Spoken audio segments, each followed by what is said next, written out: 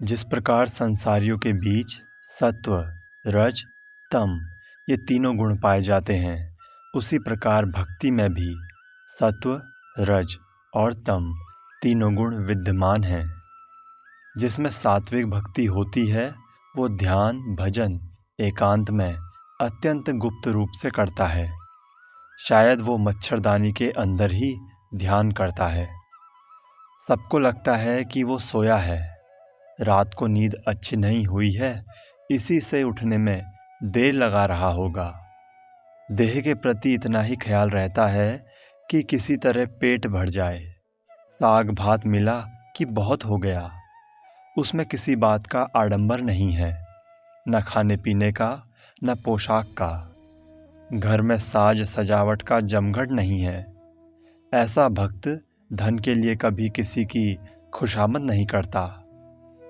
राजसिक भक्ति, जिसमें राजसिक भक्ति होती है वो खूब तिलक चंदन लगाएगा, रुद्राक्ष की माला भी पहनेगा।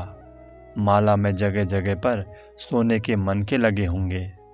जब पूजा करेगा तो कोसे का वस्त्र पहनेगा, बड़े ठाठ से पूजा करेगा। जिसमें तामसिक भक्ति होती है उसका विश्वास ज्वलंत होता है।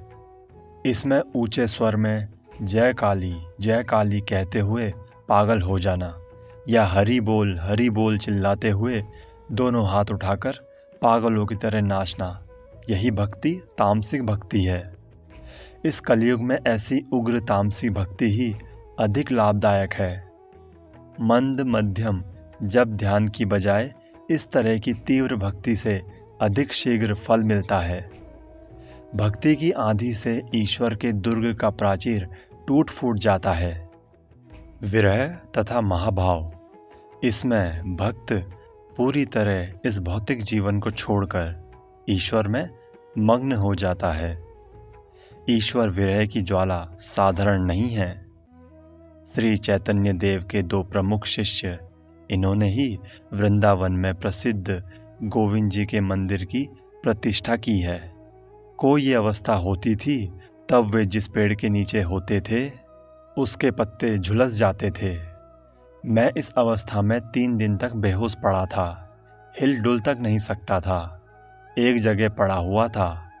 होश लौट आने पर वो ब्राह्मणी साधिका जिन्होंने श्री रामकृष्ण से तंत्र साधना करवाई थी, मुझे पकड़कर स्नान करवाने ले गई, परंतु हाथों से मेरे तप्त शरीर का स्पर्श करना संभव नहीं था।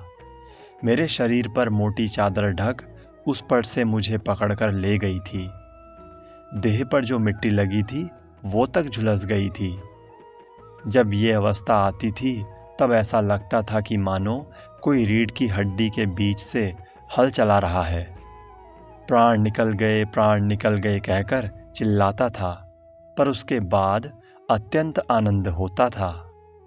महाभाव अति उच्च ईश्वरी भाव है। ये देह और मन में उथल पुथल मचा देता है। मानो छोटी सी झोपड़ी में एक बड़ा हाथी घुस पड़ा हो। इससे झोपड़ी में उथल पुथल मच जाती है और झोपड़ी टूट फूट जाती है।